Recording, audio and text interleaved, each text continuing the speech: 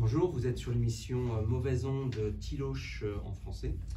Aujourd'hui, nous allons parler des questions énergétiques entre la Hongrie, la France et la Russie et d'autres pays sympas comme la Serbie. On vous rappelle que c'est le 32e anniversaire de Tiloche Radio.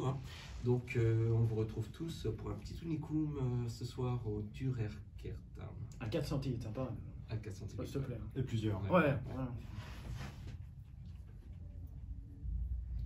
Donc nous Ça sent que c'est la rentrée. Hein, c'est la rentrée. Il y a des automatismes à récupérer. Ouais. Voilà. C'est la rentrée.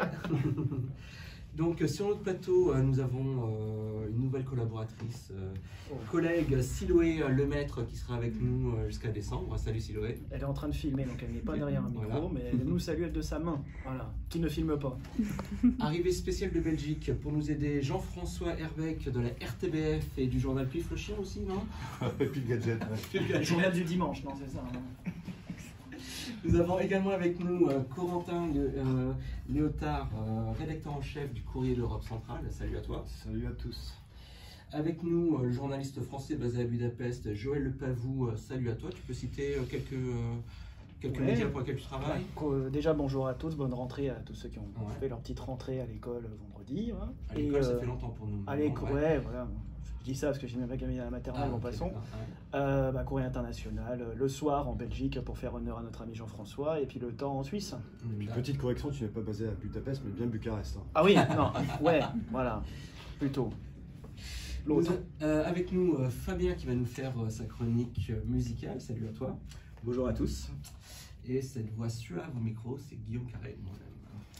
Salut Guillaume. Donc, on va attaquer direct avec les questions d'énergie.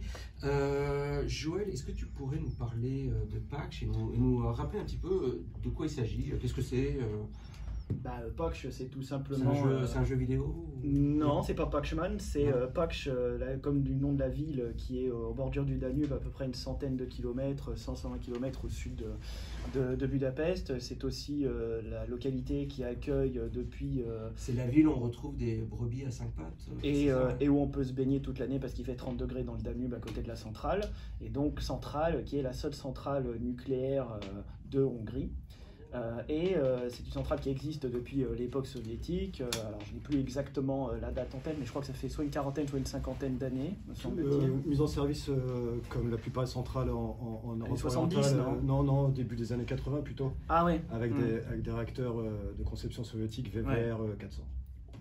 Ah oui, oula. Ah là, c'est pointu. Là. Alors, ça, je l'avais pas, je n'avais pas la ref. Non, il touche. Hein. Et donc, là, puisqu'on reste dans le soviétique, ou en tout cas dans la Russie, puisque en 2014, donc au début du second mandat de Viktor Orban, ou à la fin du premier, je ne sais plus exactement quand a été effectuée l'annonce, mais il a un peu surpris tout le monde à l'époque d'ailleurs, en évoquant le fait que tout simplement il y allait avoir un contrat qui allait être passé avec la Russie pour la modernisation, mais surtout l'extension de cette centrale nucléaire de Pâques, c'est-à-dire la construction d'un deuxième réacteur. Ouais. Je te complète sur la date, il y a un moyen mémotechnique pour retenir. Ah. C'était juste quelques semaines avant l'annexion de l'invasion de la Crimée. Voilà. Oui.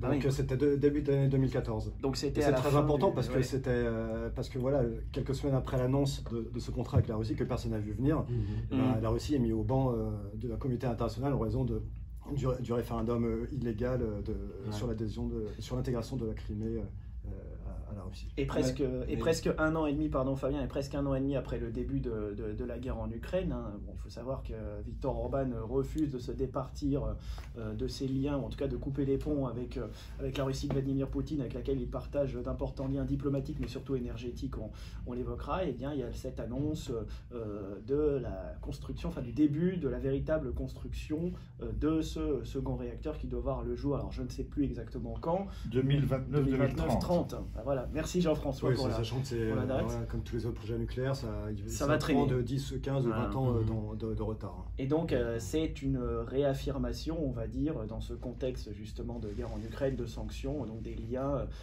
assez puissants, au moins sur le plan énergétique et aussi diplomatique, que la Hongrie partage avec la Russie, enfin de cette proximité que l'on a vu se renforcer notamment depuis 2014 et la signature, en tout cas l'annonce de la modernisation et de l'extension de la centrale nucléaire de Pakh par Rosatom, donc, qui est le géant nucléaire russe. Et les Français pourraient éventuellement rentrer dans la danse. Alors, petite précision, il y a déjà 4 réacteurs en service et c'est 2 supplémentaires que la Russie va ah oui, pardon, ouais, c'est pas... c'est pas... que la Hongrie ait confié ça à la Russie, c'est pas déconnant en soi, vu que c'est une centrale de conception soviétique. Ça veut pas dire qu'on n'a pas pu faire appel aux Américains, aux Français, voilà, mais bon, ils ont choisi il y a les Allemands aussi, la Russie. Ce qui a froissé, c'est que ça a été fait sans appel d'offres dans le dos de tout le monde. Donc la Commission européenne a dans un premier temps invalidé le contrat, l'accord pour essayer de bloquer ce projet. Mais rapidement, un accord a été trouvé pour que des entreprises ouest européennes aient leur part du gâteau. Et ce qui a permis de débloquer les choses bizarrement auprès de la Commission européenne. C'est-à-dire que la France et l'Allemagne avaient formé un consortium commun entre Framatome le français et Siemens l'allemand pour produire la console qui contrôle les réacteurs en fait. Les nouveaux réacteurs, ce qui est une partie extrêmement importante d'une centrale, hein. C'est pas une petite part du gâteau qu'ils ont eu. Hein. C'est la tour de contrôle presque de la centrale, quoi, voilà, littéralement. On va pas dire que c'est le cœur du réacteur, mais alors la patatras, il y a quelques mois, en fait, suite à l'invasion de l'Ukraine et du changement de gouvernement en Allemagne, voilà, on voit que maintenant Siemens, qui a besoin de l'accord de son gouvernement pour faire affaire à Pakh, est bloqué par le gouvernement. Ils sont un peu rigides, les Allemands. Heureusement que les Français sont plus flexibles. Diplomate. Alors, on ne connaît pas exactement les raisons pour lesquelles les Allemands bloquent, parce qu'il n'y a pas eu d'annonce officielle. On pense que c'est essentiellement les Verts qui sont au gouvernement, qui, par position anti-nucléaire, refusent que Siemens participe à ce projet. Il y a peut-être la dimension hongroise et puis russo-hongroise qui froisse là-dedans. Mais toujours est-il qu'il est presque certain, même si ce n'est pas encore signé, que la France, Framatome, va reprendre à elle toute seule les activités qui devaient être fournies par le consortium, en fait. Donc, prendre la place de Siemens. Les Français sont extrêmement prudents parce qu'ils ne veulent pas froisser les Allemands et avoir l'air de leur manger leur part. Donc officiellement, il n'y a pas d'excitation, rien ne se passe, on va voir, etc. Mais quand même, c'est un grand truc pour Framatome. Ce qui est rigolo aussi, c'est que les Américains devaient faire partie de Pakh, mais entre-temps, l'entreprise américaine qui était une entreprise française qui a été rachetée par les Américains. C'est une part des activités françaises qui a été cédée aux Américains et elle a été rachetée par les Français. Ce qui fait que cette centrale qu'on pouvait présenter comme un projet russo, allemand, américano, français, hongrois, va devenir un projet russo-français ou franco-russe si vous préférez, ce qui la fout un peu mal dans le contexte actuel naturellement, et ce qui est aussi peut-être pourquoi tout le monde est très prudent avant d'affirmer que Framatome va effectivement participer et va prendre à son compte les activités de Siemens. Donc pour le moment on en est là. Peut-être que Joël va pouvoir apporter des éléments sur l'accord. Pas vraiment poser une question, mais par rapport à la relation entre les Allemands et les Russes qui s'est détériorée au niveau de la guerre en Ukraine et surtout la deuxième partie, donc l'invasion. Il y a aussi le projet ExoMars qui était un projet entre l'ESA, donc l'Europe, et la Russie, Aeroscosmos. Et dans l'ESA, c'est surtout les Allemands. Et c'est instantanément arrêté, exactement au même moment qu'il y a eu cette histoire aussi. Les Allemands n'ont plus rien dit et tout s'est arrêté. Et ça s'est passé de la même manière. Donc ExoMars maintenant, par exemple, est dans un hangar. D'accord. Et ce qu'il faut dire aussi par rapport à ce contrat nucléaire de Pakh, c'est que le nucléaire est l'un des secteurs ou le secteur qui échappe pour l'instant aux sanctions qui touchent la Russie depuis l'invasion de l'Ukraine. On sait aussi, et on en parlera un petit peu plus tard, que la Hongrie échappe, en tout cas est exemptée de l'embargo sur l'import de pétrole russe, y compris d'ailleurs par voie, enfin que ce soit par voie terrestre ou par voie maritime.